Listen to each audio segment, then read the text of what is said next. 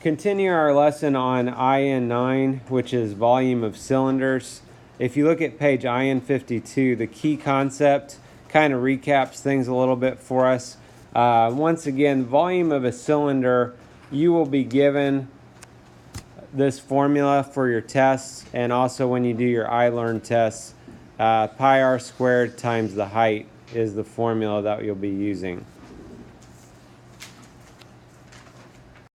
So if we look at a couple problems here on the Do You Know How, number 4, you won't see too much of this after what they give you in the book here, but just in case you are given this, you can refer back to what the book just showed us at the top of the page, is that volume equals the area of the base times the height. That's what the capital B is, the area of the base. So in this problem, the area of the base is 4 pi, and the height is 10. Okay, the cylinder got tired, it's laying down here. But anyway, they want us to write our answer in terms of pi. Means we're just going to keep pi there. We don't put 3.14, we don't use our pi button. We just save the pi. So at that point, the commutative property, you could actually rearrange these numbers if you wanted, or you can just know you can multiply the 4 and 10 together because everything's being multiplied. So 40 pi, I guess we could say 40 pi cubic millimeters would be the volume of our cylinder. Volume's always going to be in cubic units because it's like how many cubes can I split this up into, or how many cubes could I fit inside of it. If we look at number 5, what's the approximate height of the cylinder? Use 3.14 for pi, round to the nearest tenth if necessary.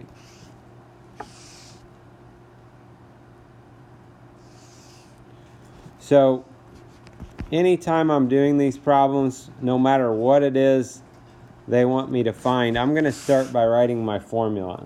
If you start with your formula and then substitute in, and there should only always be one thing that's missing that we have to find. And then I'll just figure out, once I've got everything substituted in, what do I need to do in order to find that one thing. So when we substitute in, we know the volume, they told us, is 314, conveniently. Pi is 3.14. Our radius, and make sure it's the radius, not the diameter, our radius is 10. Don't forget to square it. And then we're going to try to find the height. Once we get to this point, we're going to try to clean things up a little bit before we move on, because there's a lot of stuff over there with the H. So the left side is fine because there's only one number there, 314. On the right side, we can clean up a little bit. Technically, if you were doing this by hand, we do the exponent first. So 10 squared, which means 10 times 10, which is 100. And then you can go ahead and take 3.14 times 100, which is 314. Okay. If you're using a calculator, you could technically just type in 3.14 times 10 squared and it would give you the answer, but just make sure we remember that we can't always use calculators on tests, and so make sure you know how to do it both ways. So at this point, the H is being multiplied by 314, so we can divide by 314, and very conveniently, 314 divided by 314 is 1. So 1 foot is our height, and we didn't have to even worry about rounding to the nearest tenth. That makes sense. One thing we just had a discussion about here is just looking at the picture and saying that this is 1 foot and our radius is 10, and it looks like the 1 is more than the 10 maybe. We just have to trust that they've given us the right numbers and maybe just didn't draw their picture to scale. Okay. You just got to go with what they've told you, even though it doesn't look correct by the picture. If we go to number 6, they're asking what the volume of the cylinder is. Use 3.14 for pi, round to the nearest tenth if necessary.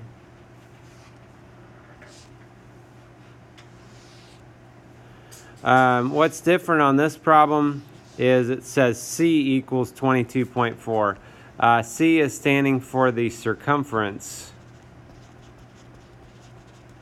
So we had two formulas for circumference. We had pi times diameter, or we had 2 pi r. What you may want to do on this problem, think about your volume formula. Volume, it's pi r squared times the height. So in our volume formula, we need the radius. So you can use whichever formula. If you use the first formula, you can figure out the diameter and then figure out the radius, or you can use the second formula and actually go ahead and right away figure out what the radius is, whichever way you prefer. So if we use the second formula, circumference, they told us, is 22 4/10, and they're saying use 3.14 for pi. So we could use this to figure out what the radius is. So 2 times 3.14 is 6.28. They're multiplying, so we can divide by 6.28 on both sides. When you divide, that does not come out nice at all. And technically, we should keep all of those numbers in here so we get a more accurate answer. Okay, it says basically round to the nearest tenth. That's meaning round your answer to the nearest tenth. So I would actually want to write all of that down. And what I can do is just, if I don't do a bunch of other stuff in my calculator, I can do second and the negative button, second answer, and that'll remember all those digits. Okay? So once we've got the radius, we now know what we need in order to figure out our volume. So at this point, it's substituting in 3.14 for pi, and that big long number for r, and the height is 4. If you still had the long number of the radius in your calculator, you could actually just go ahead and hit the x squared button. It would square that answer, and then you can take that times 3.14 and times 4. And if you get this, if you work that out, the screen's going to be full again. And then now that we're at our answer, now we can round to the nearest tenth. So this would be 159.8 cubic centimeters. And again, if you rounded earlier and you said your radius was 3 6/10, instead of keeping all those numbers, your answer would be off by a little bit. There is a thing you guys will learn about in science called significant digits, in which case looks at how many numbers there are, not including zeros at the end. So circumference, 22.4, that's 3 significant digits. 3.14, 3 significant digits. Both of those are rounded, and it kind of says our answer can't be more accurate than those original numbers that we had. So if you worked it out that way and you did 3 significant digits, your radius would be 3.57. So if you work with 3.57 as your radius by rounding that off and you work that out, you would get 160.08, nearest tenth, 160.1, which again, you might even argue for that one, you'd have to just go to 160. But anyway, that will be another discussion you guys will have later. At this point, we're just going to assume we'll just keep our answers until the very end and then round at the very end. We're going to look at a few problems here that are not in your book, so you can just kind of watch what's happening here just to give us a little more variety for the problems that we've talked about. So if you look at this problem number 6, they want us to find the volume of the cylinder in terms of pi and which cylinder has the greater volume. So in terms of pi, remember we've done that before, it means you just keep the pi there. For cylinder A, I'm going to start with my formula and then just substitute in. Now, one thing is, notice they're giving me the diameter, so we'll make a quick calculation to figure out the radius is going to be half of that. So radius would be 3.5 or 3.5, and the height's 12. And I'm just going to work this out, keeping the pi there. So if you go ahead and take the 3 5/10 and square it, multiply by 12 is 147. And then usually in terms of pi, we put the pi after the number. So for cylinder A, volume is 147 pi.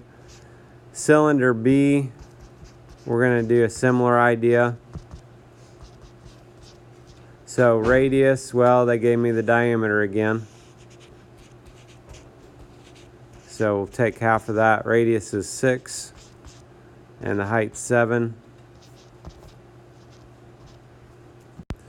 So if you multiply the numbers there, that'd be 252. So we could say that's like 252 pi. And then basically at that point, it's just comparing, you know, the one with the bigger number by pi is the bigger one. So we could say then cylinder B has the greater volume.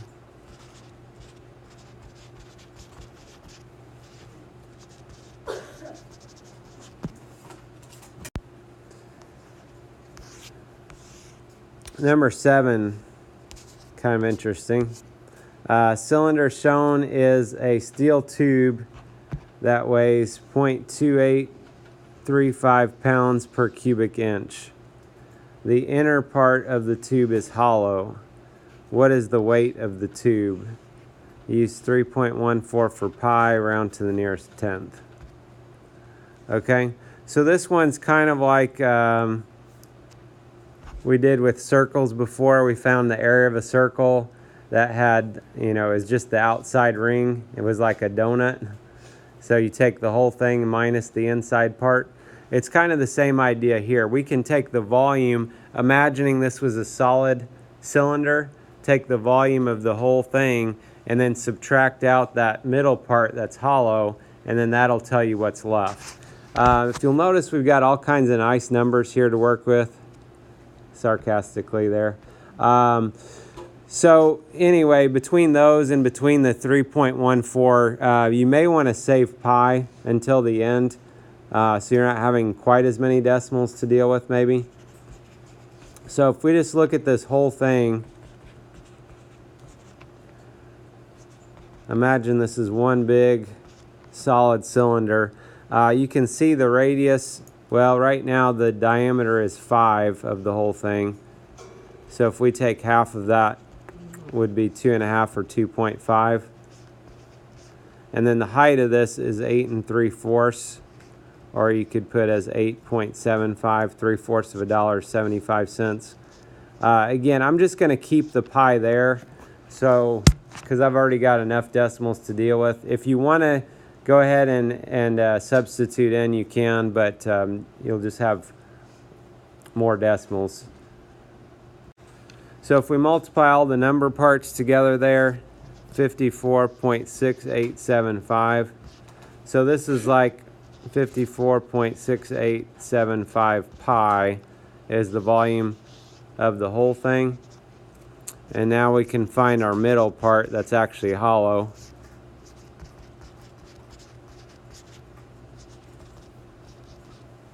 So that one, the diameter is 2 3/4. So you could either take and say that's 2.75 and then take half of that, or you could do 2 3/4 divided by 2, keep change reciprocal, all that stuff. Anyway, this should be what, 1.375?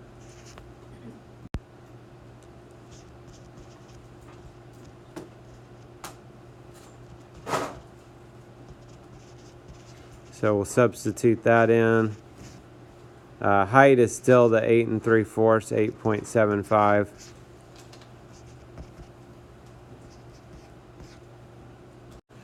So you're going to get a full screen here, I think 16.54296875.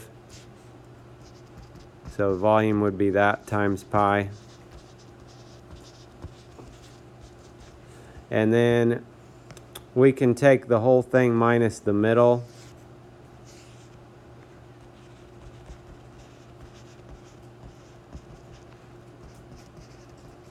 And so it doesn't look like we saved a whole lot of effort by saving our pi here, but anyway. So subtract those is 38.14453.125 pi, and then you can put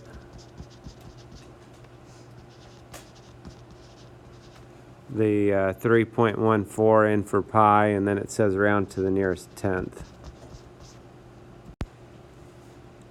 So that would be 119.77382881 cubic inches. That is still our volume.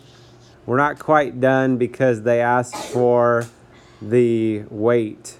So it tells us how much it weighs per cubic inch. So what we need to do at that point is take our weight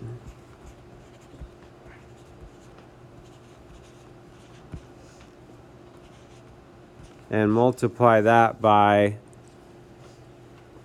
how much it weighs per cubic inch.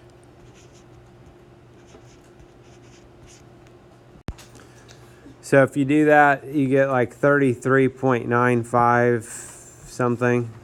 And we're rounding to the nearest tenth here, so the tenths are already maxed out. This is between 33.9 and 34. It's going to get bumped up to 34. Technically, we're rounding to the nearest tenth, so you can put 34.0, which kind of shows your answer as being accurate to the nearest tenth.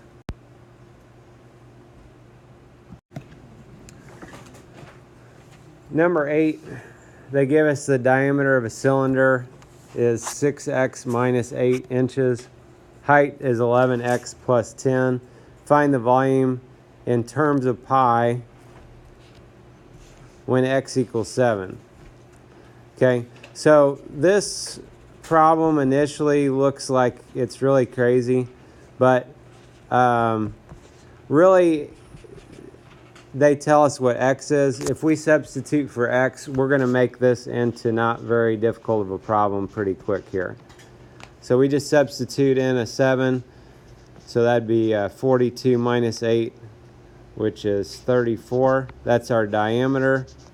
Remember, we're going to want the radius, so if you want to go ahead and figure that out, you can. So 17 is going to be the radius. The height